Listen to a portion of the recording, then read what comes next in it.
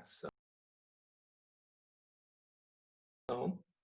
Queridos, que alegria, viu? Alegria estar aqui, é alegria poder compartilhar daquilo que nos sustenta, né? Em todos os tempos, e em tempos apertados como este que a gente está vivendo, a palavra de Deus ainda se mostra mais preciosa para nós.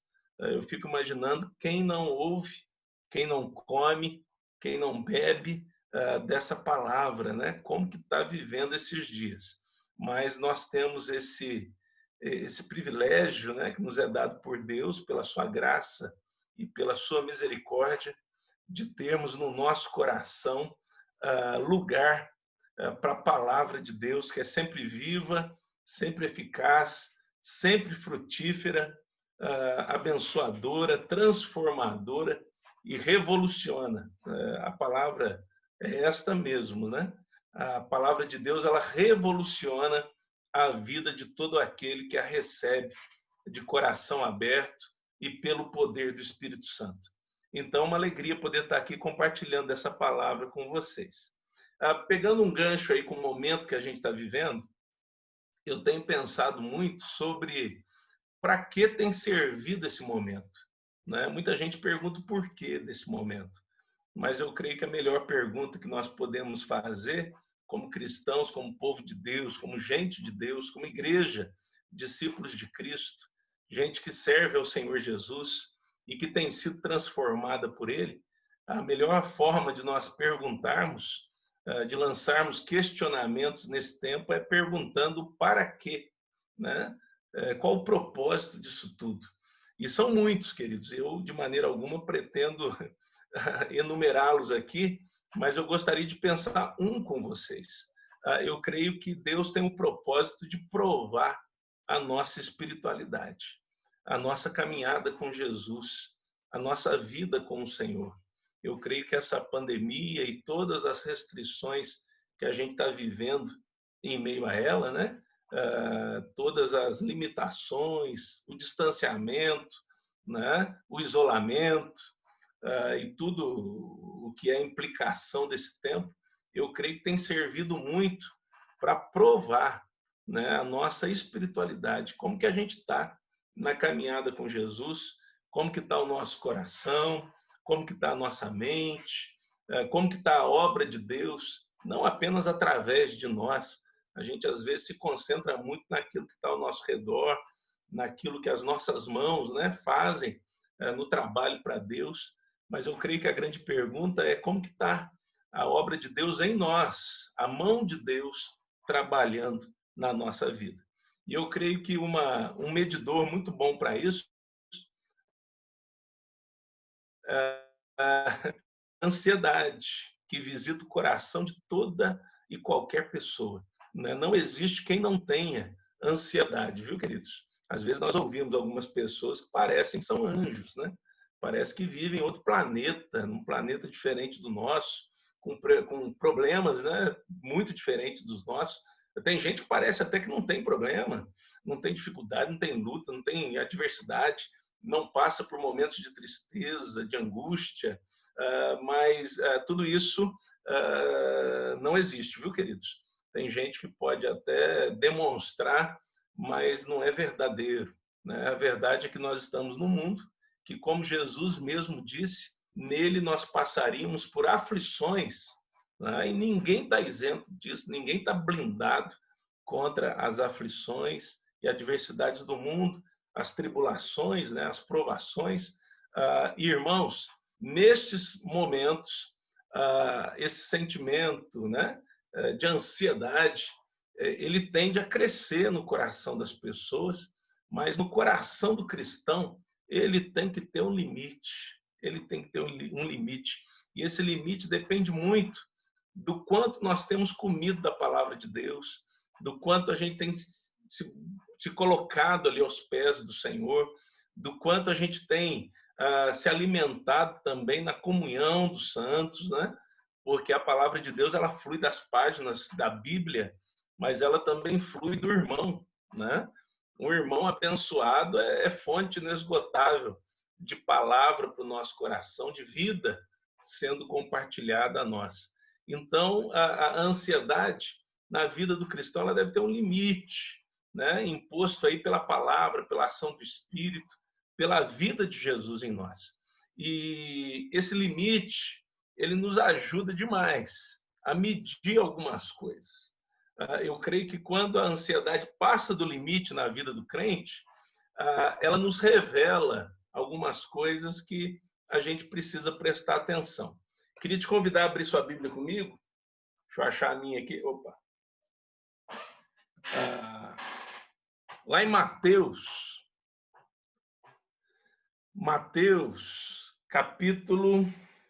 É um texto, quando você pensa em ansiedade, você já pensa nesse texto. Mateus, capítulo 6. Vai lá, do versículo 24 ao versículo 34. Mateus, capítulo 24. Capítulo 24, não. Capítulo 6, versículo 24 até o versículo 34. Vamos cada um ler um versículo? O que vocês acham? Eu tenho participado assim não muitas, mas algumas reuniões como essa. E nessa semana eu estava participando com uma turma de jovens, né, lá de Itamonte, da minha igreja de origem, né? Aí eu disse, gente, vamos... Eu falei o texto que eu iria compartilhar e depois eu disse, vamos agora cada um ler um versículo. Aí pelo menos uns 3 disseram, pastor, que texto que é mesmo? Eu disse, miseráveis, nem abriram a Bíblia, né? Então, queridos, abra aí Mateus capítulo 6. Vocês estão me ouvindo bem, gente? Estão? Sim. Isso. Então, vocês têm que fazer uma cara assim de quem está, uau! Tá bom? Para empolgar o pregador. Mateus capítulo 6, do 24 ao 34. Vamos cada um ler um versículo? Eu vou começar aqui. Diz assim: ninguém pode servir a 2 senhores, porque ou há de aborrecer-se de um e amar ao outro, ou se devotará a um e desprezará ao outro. Não podeis servir a Deus e às riquezas. Por isso vos digo, não andeis ansiosos pela vossa vida, quanto ao que haveis de comer ou beber, nem pelo vosso corpo, quanto ao que haveis de vestir. Não é a vida mais do que o alimento e o corpo mais do que as vestes? Vejam os passarinhos que voam pelo céu. Eles não semeiam, não colhem, nem guardam comida em depósitos. No entanto, o Pai de vocês que está no céu dá de comer a eles. Será que vocês não valem muito mais do que os passarinhos? Ora, qual de vós, por mais ansioso que esteja, pode acrescentar um côvado à sua estatura?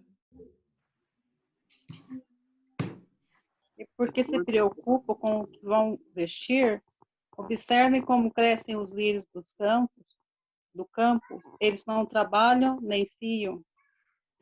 Eu, porém, vos digo que nem mesmo Salomão, em toda a sua glória, vestiu-se como qualquer deles.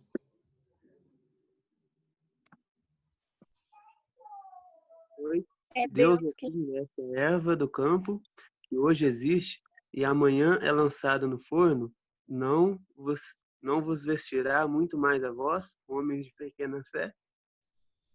Portanto, não fiquem preocupados perguntando: onde é que vamos arranjar comida? Ou onde é que vamos arranjar bebida? Ou onde é que vamos arranjar roupas? Porque os gentios é o que procuram todas essas coisas, pois nosso Pai Celeste sabe que necessitais de todas elas. Coloquem, pois, em primeiro lugar o reino de Deus e a sua justiça, e Ele dará a vocês todas essas coisas. Portanto, não vos inquieteis com o dia de amanhã, pois o amanhã terá os seus cuidados. Basta o dia seu próprio mal. Amém. E, queridos, Deus tem falado muito ao meu coração por meio desse texto. O tanto que Ele falou comigo durante essa quarentena, até aqui, talvez já dê para escrever um livro. Tanta coisa boa que Deus derramou no meu coração. E eu vou tentar resumi-las, porque eu entendo que são revelações.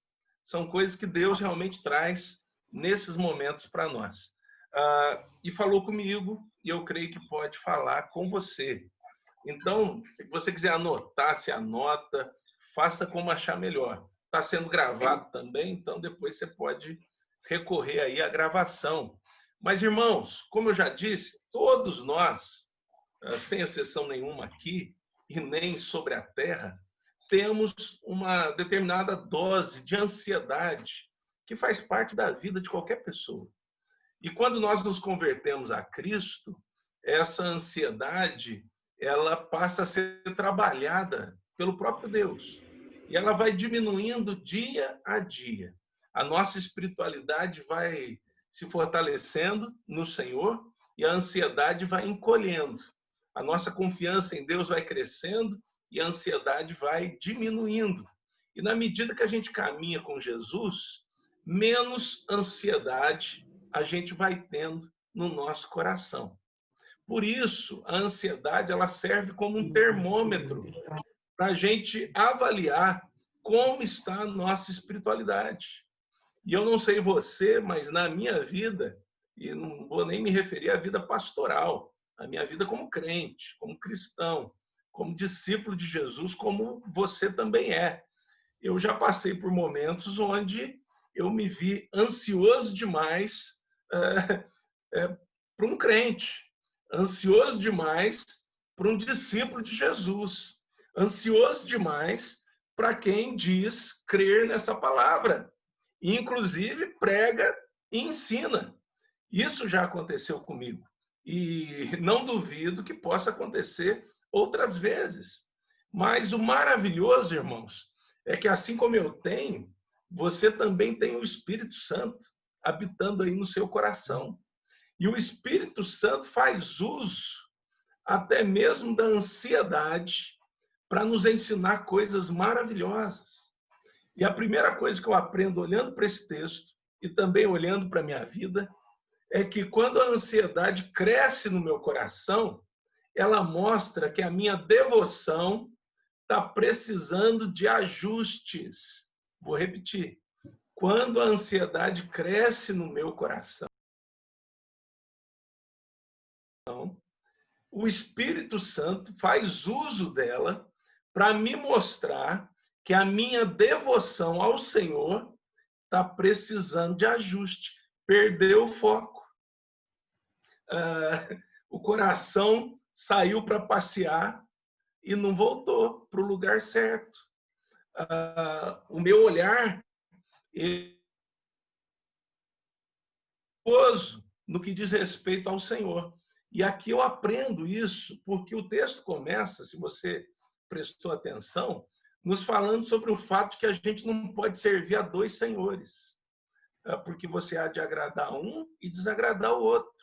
Não há como servir a Deus e as riquezas. E riquezas aqui, queridos, serve para tudo aquilo que pode se tornar um ídolo no nosso coração. Tudo aquilo que pode tomar o lugar do Senhor, ou mesmo que seja uma partezinha, bem pequenininha, do lugar que pertence ao Senhor, que é o centro da nossa vida. É o trono do nosso coração. É o senhorio da nossa história. E, irmãos, alguém já disse no passado, é uma verdade no presente, que nós somos, o ser humano, por natureza, é uma fábrica de ídolos. E mesmo depois que a gente se converte, eu me converti lá, eu tinha uns 18 anos, já estou com 43, gente, completado no dia 26 de maio, semana retrasada. Quando eu me converti, eu pensei, puxa vida, né? Idolatria acabou. Mas, irmãos, quantos ídolos a gente cria no coração, quantos ídolos a gente constrói no coração, quanto espaço a gente dá no nosso coração em áreas que pertencem exclusivamente ao Senhor Jesus, e a gente dá esse espaço para outras coisas, e de repente o nosso coração é tomado de ansiedade. Por quê? Porque essas coisas tomaram o nosso coração. Olha só o que diz o texto aí, acompanhe aí comigo. Versículo 24 e 25. O 24, né? Não poder servir a dois senhores, ou há de amar a um e aborrecer o outro, né? Ou se devotará a um e desprezará o outro. Não podeis servir a Deus e às riquezas. Por isso, há uma ligação aí com esse versículo, 24. Vos digo, não andeis ansiosos pela vossa vida, quanto ao que haveis de comer ou beber, nem pelo vosso corpo, quanto ao que haveis de vestir.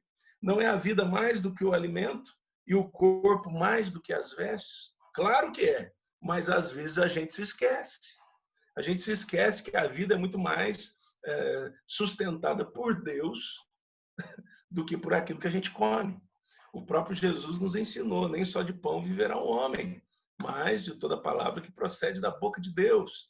Nós nos esquecemos que o corpo, o nosso corpo, é muito mais do que um lugar para ser revestido por roupas. Ele é templo do Espírito Santo de Deus. E Deus cuida de nós, queridos.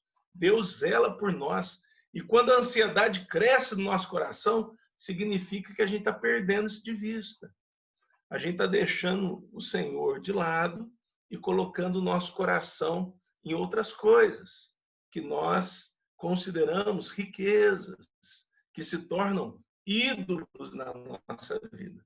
Aí a ansiedade só cresce, porque o que faz a ansiedade encolher, diminuir em nós, irmãos, é Jesus Cristo, é o Senhor diante de nós, é a gente olhando para Ele, compreendendo pela fé que Ele está cuidando de nós, que Ele está zelando pela nossa vida, que todas as coisas cooperam para o nosso bem, até as coisas ruins cooperam para o bem daqueles que amam a Deus, daqueles que foram chamados segundo o seu propósito. E o propósito dele é Cristo formado em nós. E, irmãos, nada pode impedir isso, nada pode atrapalhar isso, nada pode tirar isso, né, do nosso caminho, uma vez que nós somos do Senhor. Então, eu queria que você guardasse primeiro isso. Quando a ansiedade passa o limite no coração do crente, no meu coração e no seu, ela está mostrando para a gente, opa, está na hora de ir lá para o quarto, em secreto, buscar o Senhor. Está na hora de se dedicar mais à leitura da palavra. Está na hora de conversar com um amigo cristão, um conselheiro de Deus, alguém que possa abençoar o coração, o seu coração, alguém com quem você possa se abrir e falar da crise de fé, do momento difícil que você está vivendo, da ansiedade que está te tomando. Irmãos, então, guardem isso. Quando a ansiedade passa do limite na vida do crente, o crente está precisando ajustar a vocação, a devoção dele ao Senhor. Amém, irmãos? E não há quem não precise disso, viu? Eu já perdi a conta de quantas vezes o meu coração ficou por demais ansioso. E eu nem me refiro a esse momento de pandemia agora, né? Diversos momentos na vida, pelos mais variados motivos, meu coração foi tomado de ansiedade. E nessa hora o Espírito Santo, à luz da palavra de Deus, simplesmente me disse: Júnior, você está tirando os olhos de mim e colocando os olhos em outras coisas. Não tem como servir a dois senhores. Se você não me servir, a ansiedade só vai crescer no seu coração. Mas se você for um servo meu, a ansiedade vai encolher. E você vai entender dia a dia o quanto eu cuido de você. E que o seu corpo não é apenas algo que está lançado nesse mundo ao acaso e que precisa ser revestido de roupas para não passar vergonha, né? Seu corpo não é algo que apenas pode engordar ou emagrecer, exercitar. Não, o seu corpo é templo do meu espírito.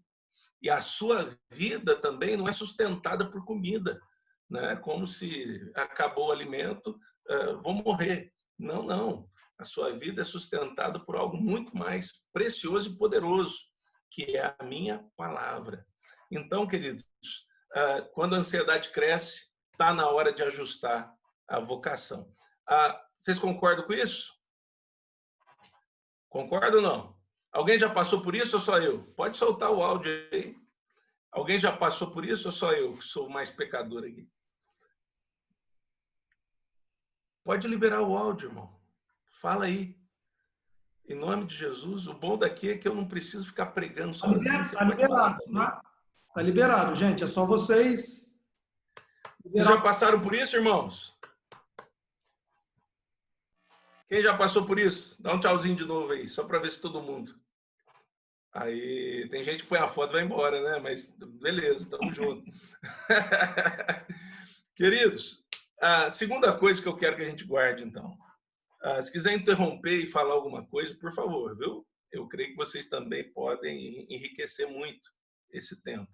Mas segunda coisa que a ansiedade nos revela, ela nos revela que a gente pode estar tendo, isso tem a ver com o primeiro ponto, porque quando a nossa devoção ela perde o foco, ela começa a sair do Senhor e se voltar para outras coisas, queridos, e só o Senhor é firme, só o Senhor é rocha inabalável, as demais coisas oscilam, as demais coisas não têm firmeza, as demais coisas simplesmente são casas construídas sobre areia, mas o Senhor é rocha firme. E uma vez que a nossa devoção ela é ajustada, e isso é ali na palavra, na oração, na conversa com o irmão, tudo isso que vocês sabem é muito importante, nós percebemos que a ansiedade também nos revela que a gente estava com uma visão equivocada de Deus e de nós mesmos. Isso é muito comum, gente. Quem aqui nunca pensou, Deus cuida mais do irmão que está do meu lado do que de mim? Quem aqui nunca pensou, aquela família é privilegiada, a minha, puxa vida, né? Parece que Deus deixou a minha aqui no castigo, né? E levou as demais famílias para o lazer. Quem nunca pensou isso? Puxa, parece que Deus está me oprimindo, né? Sempre me castigando. Parece que com o outro é diferente. Deus está sempre dando tapinha nas costas dele. Deus está sempre o apoiando. Quem nunca se sentiu pior que o outro, né? Isso faz parte da nossa natureza pecaminosa. Mas quando a gente se converte, isso começa a mudar, porque a gente vai entendendo o quanto Deus é maravilhoso e o quanto, embora pecadores, nós somos preciosos para Ele. Prova disso é que Jesus veio morrer pela gente. Jesus ressuscitou para nossa justificação. Jesus derramou o Espírito Santo para habitar em nós. E a gente vai tendo os olhos abertos para a beleza de Deus. E, ao mesmo tempo, a gente vai tendo os olhos abertos para a beleza que existe em nós também. Beleza essa que Deus vai formando em nós. E aí a gente começa a olhar para o espelho e começa a se achar bonito, né? A gente começa a olhar para Deus e não é mais aquele Deus distante, é aquele Deus próximo. Mas aqui no texto, olha só o que Jesus ensina. Versículo, vai aí comigo, 26. Parece muito lógico, queridos, o que Jesus está dizendo. Parece que, imagina, se alguém ia pensar diferente. Mas não é assim. Quando a ansiedade toma o nosso coração, a gente pensa de maneira equivocada. Versículo, o que eu disse aqui? Sumiu o rostinho de vocês. Puxa vida, volta o rosto aí, Léo. Versículo 26, leia aí comigo. Eu estou traumatizado, viu, gente? Quando some o povo da igreja, eu fico traumatizado. Então, vocês sumiram, eu falei, não, aqui também não. Por favor, volta o povo. Aí voltaram, que bom. Versículo 26 diz assim: observai as aves do céu, não semeiam, não colhem, nem ajuntem celeiros, contudo vosso Pai Celeste as sustenta.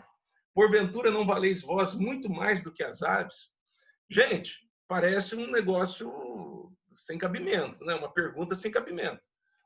Aqui em casa tem pardal, tem andorinha, tem pombinha, tem um monte de passarinho aqui, tem um monte que eu não sei nem o nome. Mas, queridos, eu nunca, sinceramente, imaginei, puxa, esse passarinho tem mais valor do que eu. Eu creio que você também não, né? Você vê um passarinho aí, nossa, passarinho vale mais do que eu. Você nunca pensou nisso. Mas o que Jesus está trazendo para nós é o fato de que talvez a gente não ache que um passarinho tenha mais valor do que a gente. Mas a gente acha que um monte de gente, um monte de coisa tem mais valor do que nós. A gente se acha muitas vezes, não é nem o bandido, é o cocô do cavalo do bandido.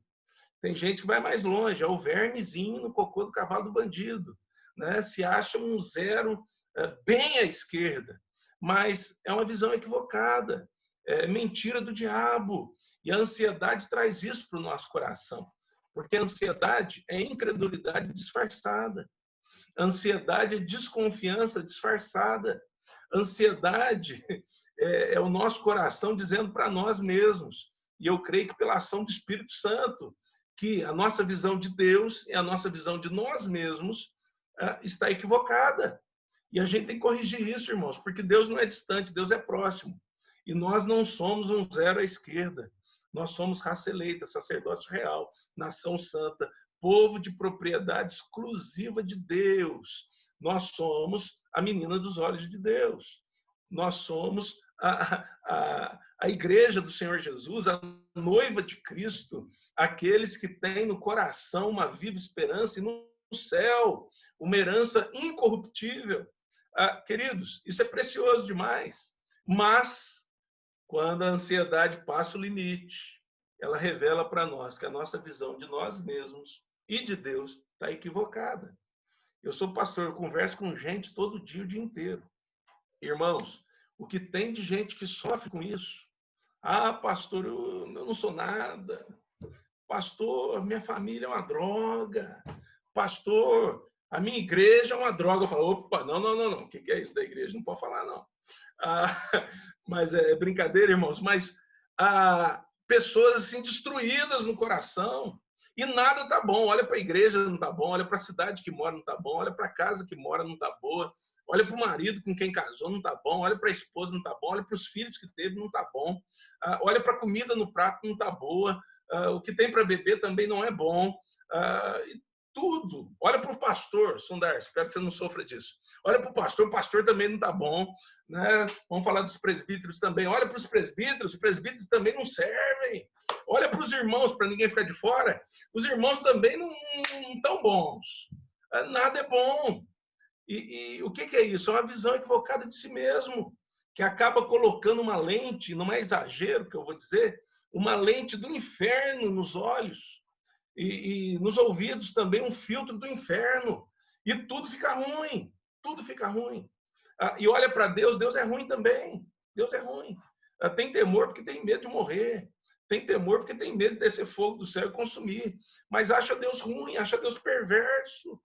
E, queridos, o que é isso? É uma visão equivocada. E o nosso coração, irmãos, entenda isso, pode passar por momentos assim. Eu já passei por isso depois de convertido, depois de crente. Né? E eu sei que com os irmãos não é diferente, ninguém está imune disso. Mas o maravilhoso é que o Espírito Santo, ele usa a ansiedade do nosso coração quando cresce, mostrar que a nota é errada e que a gente tem que correr para Jesus.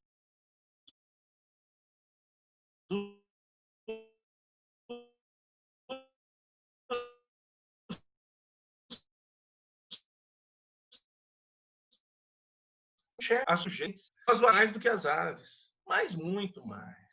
Né? Ele cuida das aves do céu e ele cuida de nós, irmãos. Ele cuida de nós. Deus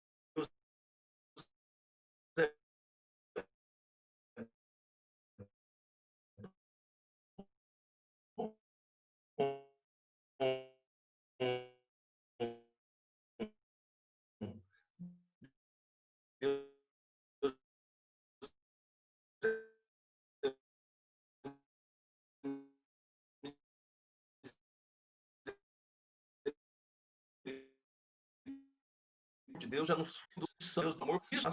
Às vezes a gente quer medir o amor de Deus, o cuidado de Deus.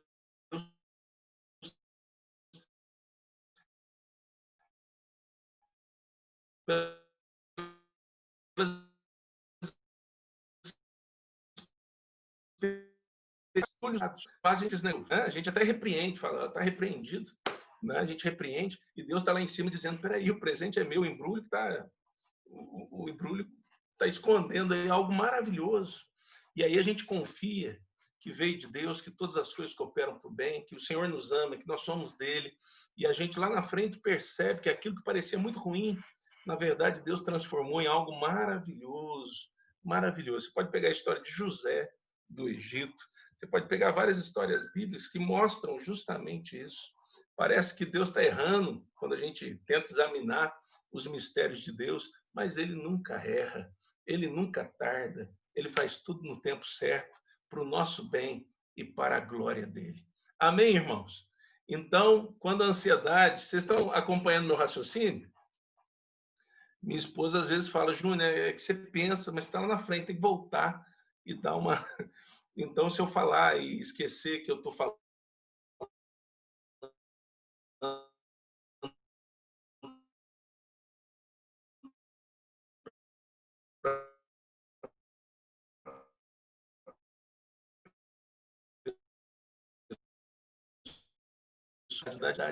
Deus começa a tratar com isso, pelo Espírito.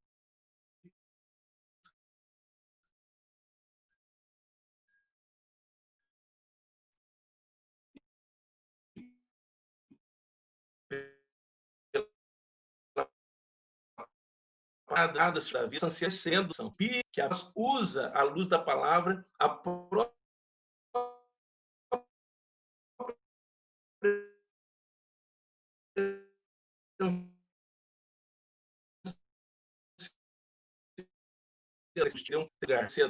de maneira didática para nos ensinar que a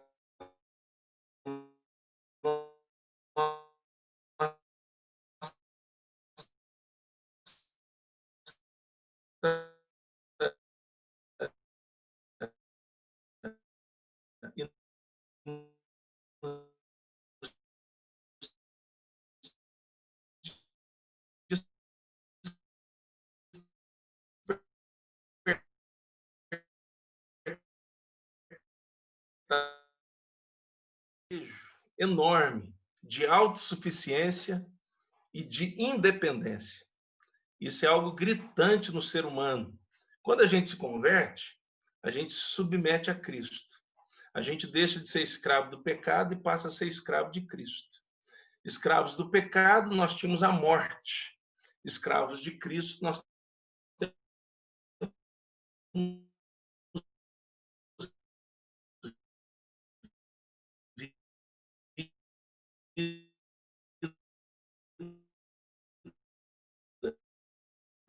e vida abundante.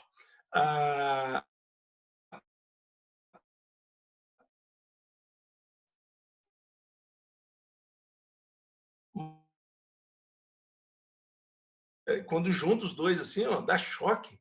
Né? Começa a viver junto. Meu Deus, o rapaz que as coisas do jeito, que as coisas do jeito dela. Ele acha que está certo.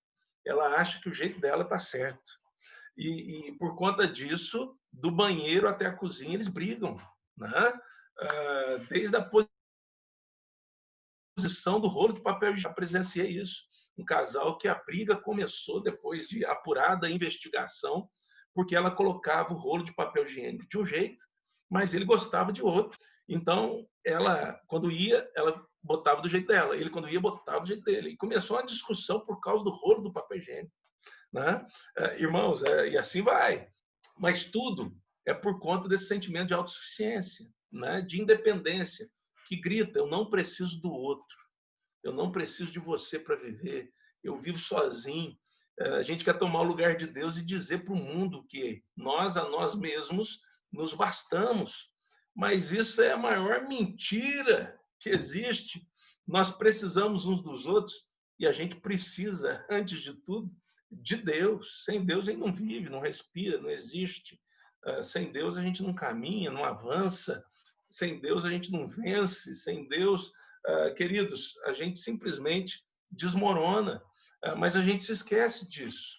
Então, esse sentimento de autossuficiência e esse sentimento de independência, quando a ansiedade cresce no nosso coração, além do limite que ela deve ter, o nosso coração corrupto, enganoso, está querendo se exaltar acima dos outros e acima do próprio Deus. Nós queremos nos exaltar.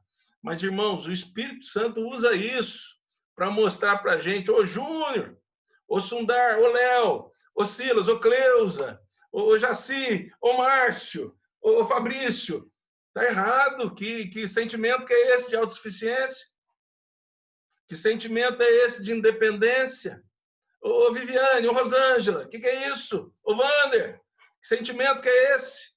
O Espírito Santo chama a nossa atenção. E quando a gente olha aqui para o texto, vai comigo ali, versículo 27 até o 29, olha só o que diz. Qual de vós, por ansioso que esteja, pode acrescentar um côvado ao curso da sua vida? Quem pode acrescentar mais 10 minutos, 1 hora, se pensarmos em tempo, se pensarmos numa trajetória em distância? Quem pode acrescentar metro ao curso da sua vida? Versículo 28. E por que andais ansiosos quanto ao vestuário? Considerai como crescem os lírios do campo, eles não trabalham nem fiam. Eu, contudo, vos afirmo que nem Salomão em toda a sua glória se vestiu como qualquer deles. Ora, se Deus veste assim a erva do campo que hoje existe e amanhã é lançada no forno, quanto mais a vós outros. Queridos, o Espírito Santo grita para a gente, usando a nossa ansiedade, quando cresce, didaticamente. Meu querido, o meu filho, ou minha filha, deixa eu lhe dizer, você não é autossuficiente. Você não é independente. A sua suficiência está em Cristo, porque o Espírito Santo sempre aponta para Cristo. Querido, você é dependente, totalmente dependente de Cristo. Irmãos, o nosso eu tenta ir contra essa verdade dizendo que nós podemos sim acrescentar 1 côvado, 2 côvados, 3 côvados, 1000 côvados ao curso da nossa vida. A gente pode sim se vestir. A gente se veste. Eu trabalho na força do meu braço, eu me visto. A gente pode sim se sustentar. Nunca vou depender de nada nem de ninguém. Queridos, mas isso é uma mentira terrível. Eu conversava essa semana com um missionário que estava em crise. E ele estava em crise por quê? Porque, nesse momento, né, o Vitor está com vocês agora, né, esse casal maravilhoso, mas imagine se eles estivessem fora. O dólar subiu, tudo lá fora ficou mais caro. E o missionário sente. Para ajudar, a arrecadação das igrejas foi prejudicada neste momento que as igrejas vivem. Então, algumas igrejas também deixaram de enviar ajuda para os missionários no campo. O dólar subiu, o real já não vale quase nada quando chega, e além disso, algumas igrejas não enviam ajuda. E esse missionário falava para mim, pastor, eu não sei o que eu faço. E eu dizia para ele, mas aqui dentro da minha cabecinha, né, algo dizia, tudo bem, mas você não está na situação dele, né? Mas eu dizia assim para ele, confia, rapaz, confia. E algo dizia aqui na minha mente, você não está na situação dele. Mas, irmãos, não importa o meio, e Deus trabalha isso na vida de cada um de nós. A fonte é sempre a mesma. É sempre a mesma. Você pode trabalhar numa empresa, você pode ser um professor, você pode ser um advogado, você pode ser um dentista, você pode ser casado com alguém que trabalha, igual o Léo, você pode ser um monte de coisa. Mas, queridos, né, todos, você pode fazer todos, né, Zezinho, Cris? Não importa o meio que Deus vai usar, o seu trabalho, você pode ser pastor, isso é um meio por meio do qual a provisão virá. A fonte é o Senhor. E o meio pode mudar, queridos. O meio que é hoje este, amanhã pode ser aquele, mas a provisão será sempre o Senhor. Esse sentimento de autossuficiência, de independência, ele tenta nos convencer do contrário. Se a gente não fizer nada, se a gente não correr atrás, se não for na força do nosso braço, as coisas não acontecerão. Mas o Espírito Santo nos chama para confiarmos no Senhor, para realmente confiarmos de que Ele é o grande provedor e que Ele abre um caminho no deserto, Ele abre o mar se necessário for, para que a provisão chegue na vida dos seus. Irmãos, quando a ansiedade cresce, o Espírito Santo deseja usá-la para nos ensinar que a gente depende de Cristo, que nós não somos autossuficientes, que a gente depende totalmente dele. Às vezes a gente fica ansioso porque uma pergunta invade o nosso coração e a nossa mente. O que eu tenho que fazer? O que eu preciso fazer? E às vezes tudo que a gente precisa fazer é ajoelhar e orar. Tudo que a gente precisa fazer é buscar a palavra de Deus, tranquilizar o coração e ver o milagre batendo a nossa porta. A nossa porta. Queridos, a gente tem que confiar no Senhor. Amém? Amém, irmãos? Então, faz assim, amém, glória a Deus, aleluia. É isso mesmo. Os presbiterianos fazem assim, amém, pastor, amém. Queridos, é desse jeito. Então, quando a ansiedade cresce, o Espírito Santo usa de maneira didática para chamar a sua atenção. E talvez o que você precise é realmente tratar com esse sentimento de autossuficiência, de independência, né? Porque você não é, eu não sou, nós não somos, irmãos. E o Senhor é o grande provedor. O Senhor é aquele que caminha ao nosso lado, que abre portas, que derrama bênçãos do céu. O Senhor é aquele que nos surpreende. Eu ouvi uma história tão linda, não vou mencionar nome, mas uma história tão linda essa semana de um irmão que recebeu um telefonema do trabalho e nessa época de pandemia você fica preocupado, não é? Pode ser uma dispensa, pode ser... E o patrão dele falando com ele, a esposa do lado ouvindo a conversa, e só ouvia o marido dizendo assim, tudo bem, muito obrigado, obrigado por tudo, agradeço, muito obrigado, Deus abençoe, e lágrimas escorrendo nos olhos do esposo, do marido. A esposa que via a cena pensou, foi mandada embora. Ele foi mandado embora. Quando o marido desligou o telefone, a esposa avançou nele. O que aconteceu? E ele respondeu, era o patrão. E o patrão disse que eu tenho me dedicado tanto nesses dias de pandemia que ele resolveu me dar um aumento de 50% nesses meses. Olha que bênção, irmãos. Então, é coisa de Deus, é coisa de Deus. Provisão que precisava, Deus manda. E tem muita gente que está passando por desemprego e por crises financeiras também, para entender que Deus é o grande provedor. Deus é o grande provedor. E, irmãos, na aflição a gente descobre isso. Nos momentos difíceis e delicados, a gente descobre isso. E descobrir isso é maravilhoso e libertador. Amém? Então, a ansiedade nos revela também isso. Uma quarta coisa, já estou terminando, viu, irmãos? Que a ansiedade nos revela, tudo isso é verdade na minha vida, espero que seja na sua também. Né? Já passei por cada uma dessas coisinhas, espero que você também já tenha passado, se esteja passando, que supere com Jesus a luz da palavra de Deus. Se vier a passar no futuro, que se lembre dessa palavra, que ela volte pelo Espírito ao seu coração e chame a sua atenção para essas verdades. Uma quarta coisa que a ansiedade nos revela é que quando a nossa fé está muito pequena, a gente corre o risco de viver nesse mundo como quem não conhece a Deus. Você conhece algum crente que já foi ali fervoroso, engajado na obra do Senhor, um homem cheio da palavra ou uma mulher cheia da palavra, mas de repente começou a esmorecer na fé e hoje nem quer saber mais de caminhar com Deus? Infelizmente, eu conheço um monte de gente que não cabe nas duas mãos, nos dedos, né? Não dá para contar só nos dedos das mãos, infelizmente. Eu não tenho dúvidas de que o Senhor vai buscá-los. Eu não tenho dúvidas de que o Senhor vai trazê-los de volta. Eu não tenho dúvidas de que o Senhor há de avivar a fé dessas pessoas. Eu oro por eles, eu sei que muito mais gente ora. Mas, queridos, a gente tem que se guardar para também não passar por isso. Se a nossa fé vai esmorecendo,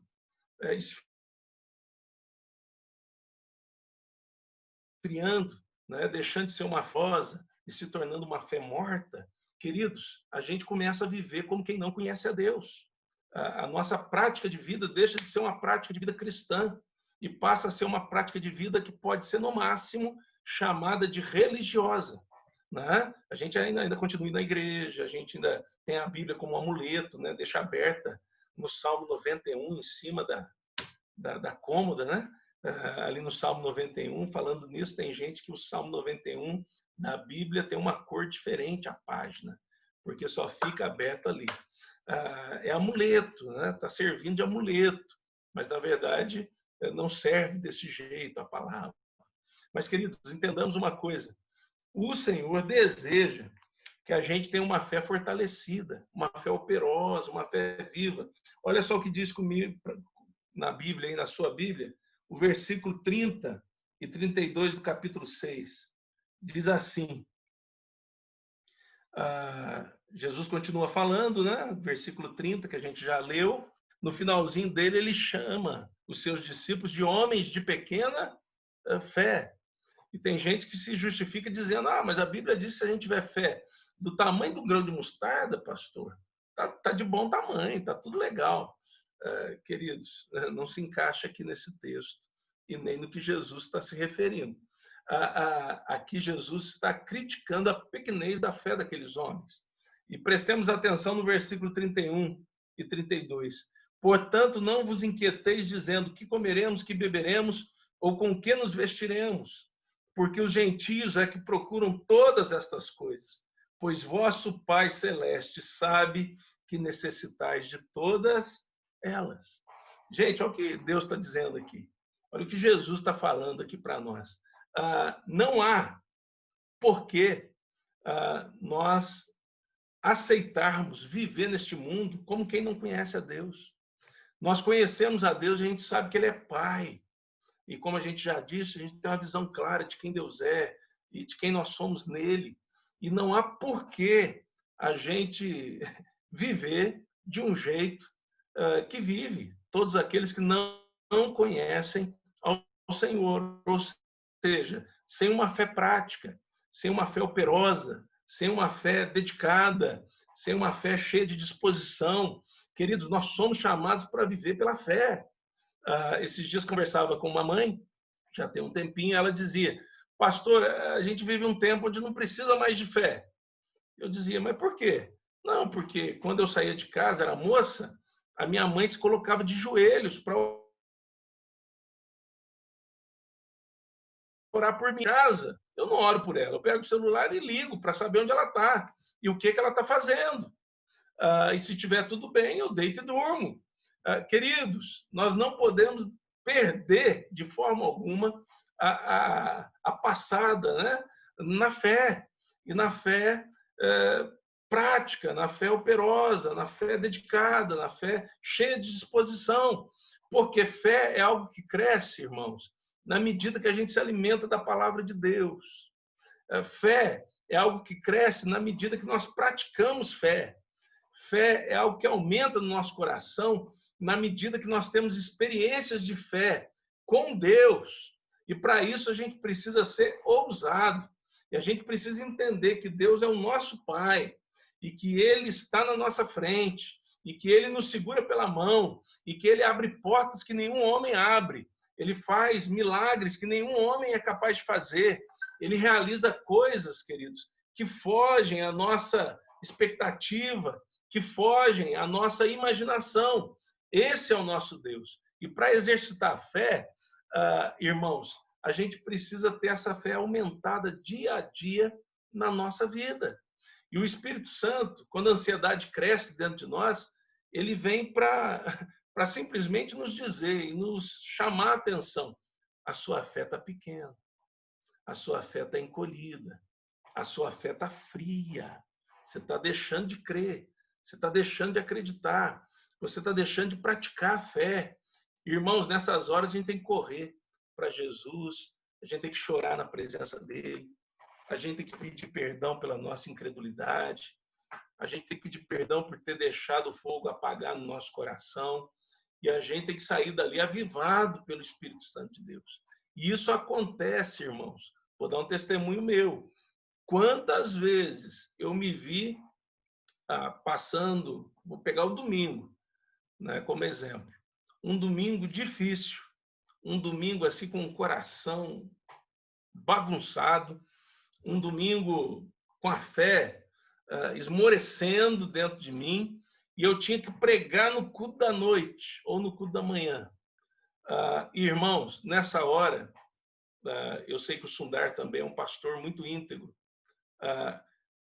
Pastor sério, gente séria, não sobe no púlpito se o coração não estiver correto, se o coração não estiver aceso, se o coração não tiver... Não tem como você pregar se você não acreditar naquilo que prega. E quantas vezes eu me vi nessa situação que eu precisei correr para o meu quarto e dizer: Senhor, tem misericórdia.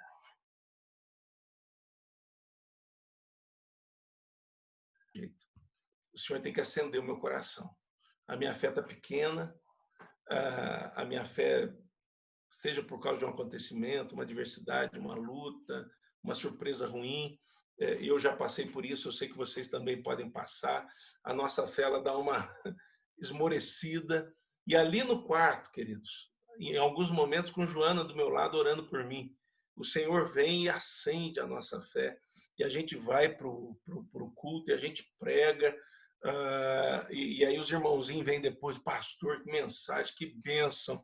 Aí você, dentro da cabeça, você pensa: você não sabe como foi o dia, meu irmão. Você não sabe a luta que foi, mas o Senhor é fiel e o Senhor abençoou.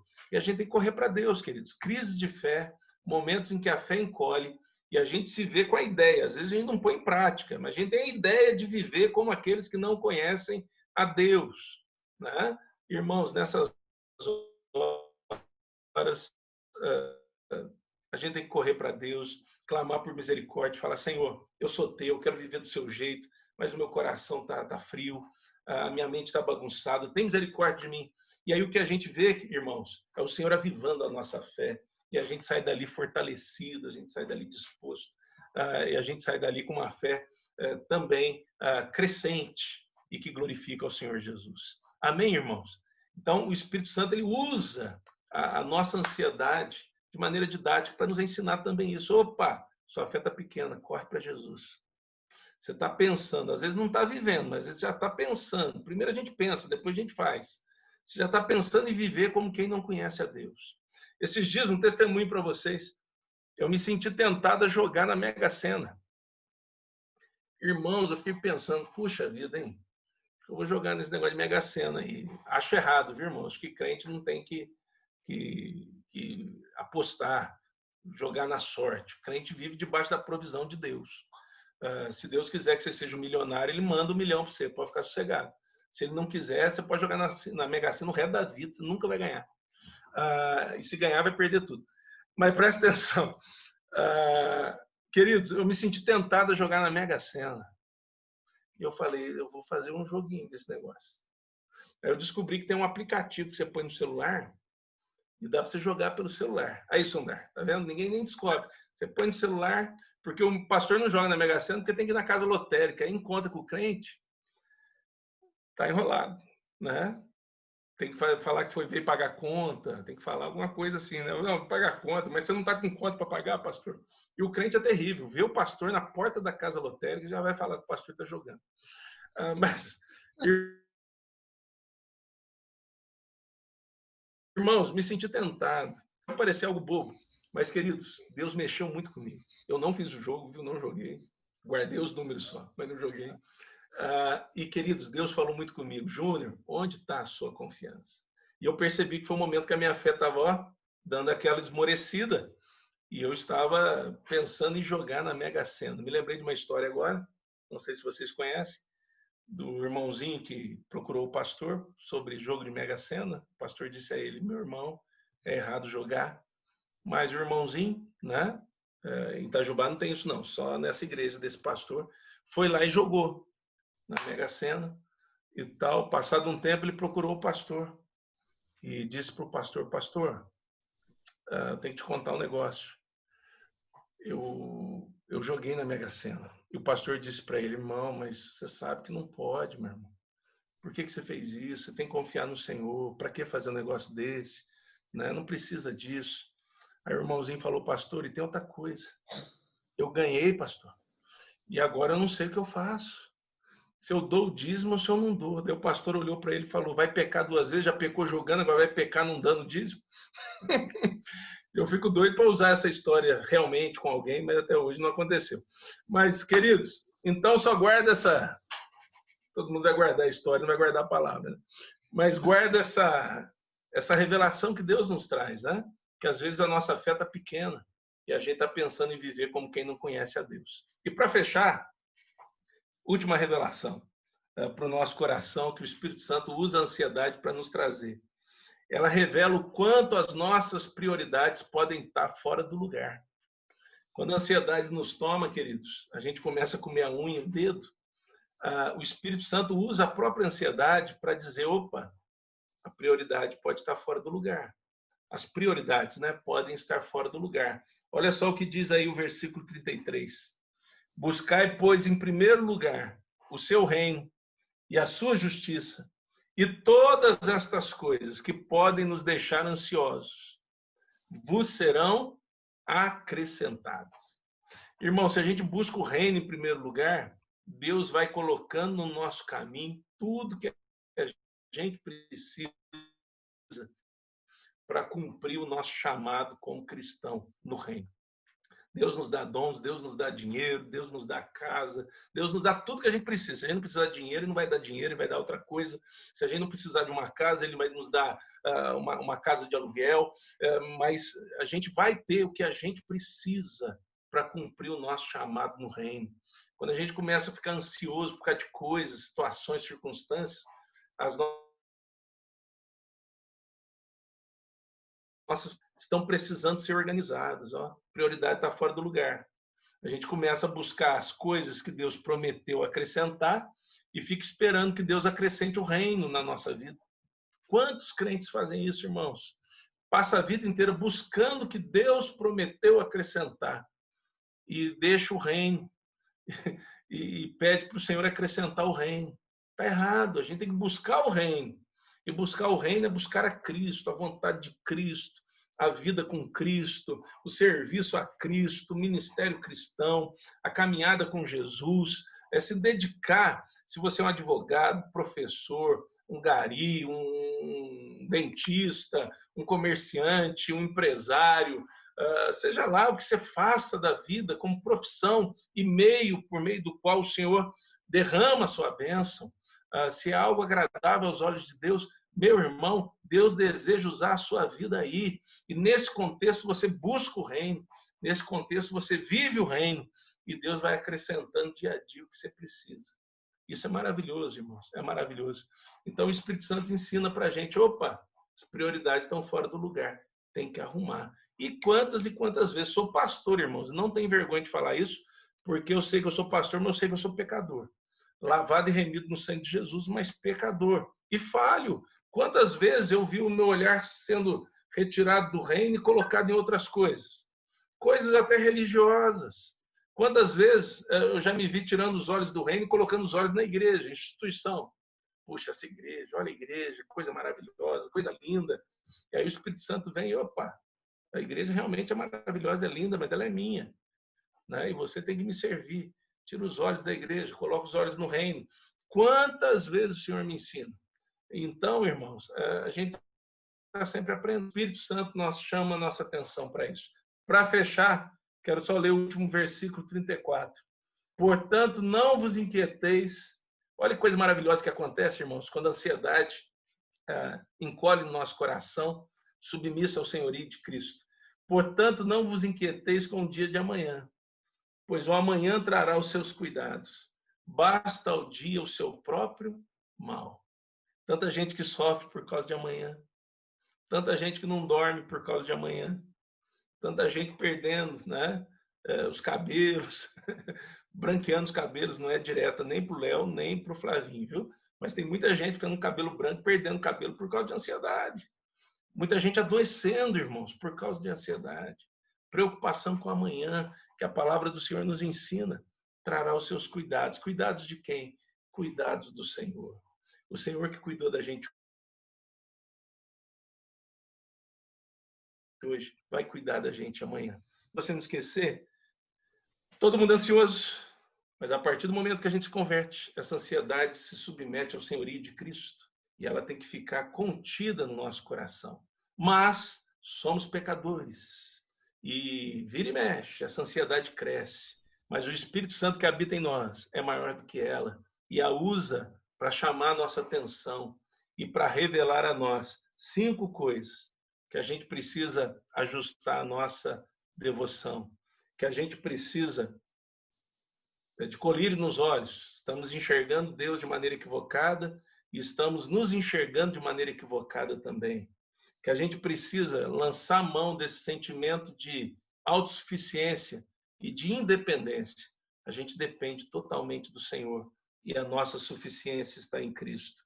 A ansiedade nos revela que há momentos em que a nossa fé pode estar tão pequena, a gente pode desejar ou até começar a viver como quem não conhece a Deus. E a nossa ansiedade também é usada pelo Espírito para nos mostrar que as nossas prioridades, vira e mexe, precisam ser colocadas no devido lugar. O reino em primeiro lugar. Amém, irmãos? Amém. Amém. Falei demais. Eu falo bastante, viu, queridos? Posso orar com vocês? Pode, por favor, pastor. Obrigado. Pai querido, nós te agradecemos por esse tempo e pela tua palavra, Senhor. E o Senhor conhece cada coração aqui. E o Senhor também conhece corações que precisam receber dessa palavra. E o Senhor pode usar cada um aqui como um instrumento para compartilhar, para levá-la até outros corações. Nós somos seres ansiosos. Faz parte da nossa natureza, Senhor, pecaminosa. Mas como é bom sabermos que o Senhor nos salvou em Cristo, na sua morte e na sua ressurreição, e fez de nós templo do Espírito Santo derramado lá no Pentecostes. E que esse Espírito é maior que a nossa ansiedade. E quando o velho homem tenta retomar o seu lugar na nossa vida, o Espírito Santo usa da ansiedade e dos seus derivados, a incredulidade, a desconfiança, a insegurança, que podem se manifestar no nosso coração. O Espírito Santo usa tudo isso para nos revelar, para nos chamar a atenção quanto o que está acontecendo na nossa espiritualidade, na nossa caminhada com Jesus. E que cada um de nós aqui, Senhor Deus, sempre que a ansiedade crescer, a insegurança, a desconfiança, a incredulidade, que usam a ansiedade como disfarce na sua manifestação, que quando isso crescer no nosso coração, que o teu Espírito se manifeste em nós e que ele chame a nossa atenção e nos revele tudo que nós precisamos e que a gente possa correr para o Senhor, que a gente possa correr para o nosso quarto, para o nosso lugar secreto, para a palavra de Deus, para o nosso tempo de oração, para uma conversa com um irmão maduro na fé, que possa nos ouvir e nos ajudar, orar conosco, que a gente possa ver Jesus nos abraçando e nos avivando o nosso coração, nosso entendimento, para o louvor da glória dele e para que tenhamos uma caminhada frutífera nessa terra, frutos que permanecem. Eu peço por esses irmãos, pela primeira igreja ali de Itajubá, pelo pastor Sundar, pelos presbíteros, cada membro, cada família da igreja. Senhor, que essa palavra possa reverberar em muitos corações e abençoar a vida de muitos. E que a gente não tenha preocupações com o amanhã, porque o amanhã trará os seus cuidados. E os cuidados de amanhã serão os mesmos de hoje, os cuidados do Senhor. Assim nós oramos, no nome de Jesus. Amém. Amém. Amém, queridos? Amém. Pastor Júnior, só mais um pouquinho da tua paciência. Mas até 2 pouquinho, cara. Eu estou em casa, estou sossegado. Tem Estou vendo sessão da tarde, todo dia. uma pessoa especialíssima, né, que está aniversariando esses dias, uma das nossas líderes de PG, né? E Flávio, tá com violão aí fácil? Vamos cantar parabéns. Mas vamos chegar a carinha perto primeiro para tirar foto? Doutora Débora, aniversaria amanhã. Não, você já está muito grande, Júnior. A Débora faz aniversário? Quem tiver desligar. Sorriso. Ô, Débora, faz um churrasco virtual. Sorriso. Beleza. Você de novo, pastor. Vamos cantar parabéns para a Débora. Aí, Júnior, já que você está aí conosco hoje, pacote completo. Você vai fazer uma oração aniversariante dessa semana.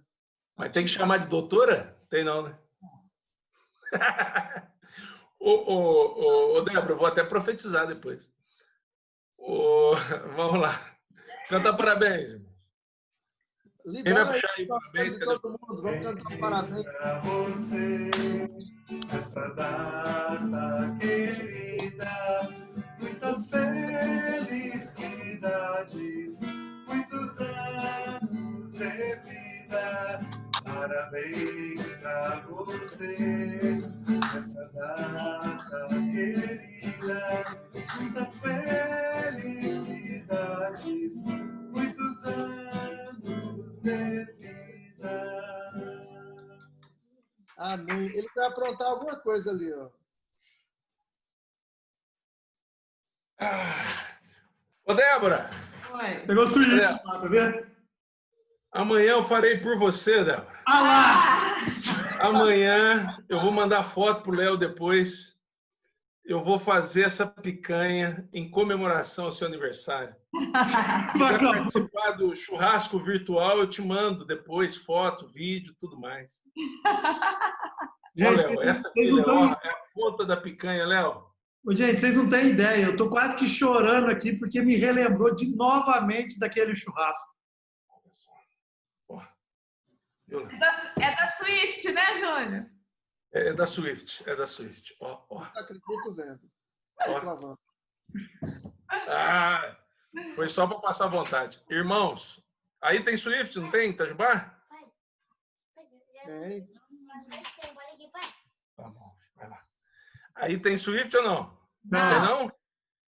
Ah, vou abrir uma loja dessa aí, velho. Tô tentando. Vamos orar pela Débora, então?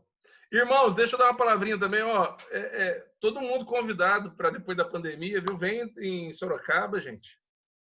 Viu? Só veio o Léo, a Débora. Quem mais que vem?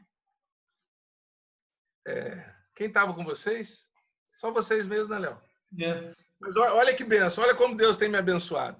O Roberto com a Fernanda vieram para cá, irmãos. Pensa num casal ativo na igreja. Eu quase, como pastor, não preciso trabalhar, tanto que o povo trabalha. Uma benção, irmãos. E agora o Tarek veio para cá. Olha que benção, irmãos. Deus é bom demais, né? O Tarek com a Flavinha estão para cá também. Deus é muito bom. Né? Estou orando agora para vocês tudo mudar para cá também. Venham de cada vez. O pastor Sudar, você também.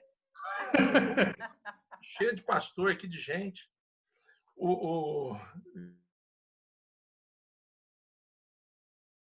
Viu, irmãos? Débora, manda um beijão para sua mãe, viu, tia Iris? Manda um beijão para ela. Queridos, vamos orar pela Débora, então? Vamos. Faz assim com a mãozinha. Senhor Deus, abençoa a Débora.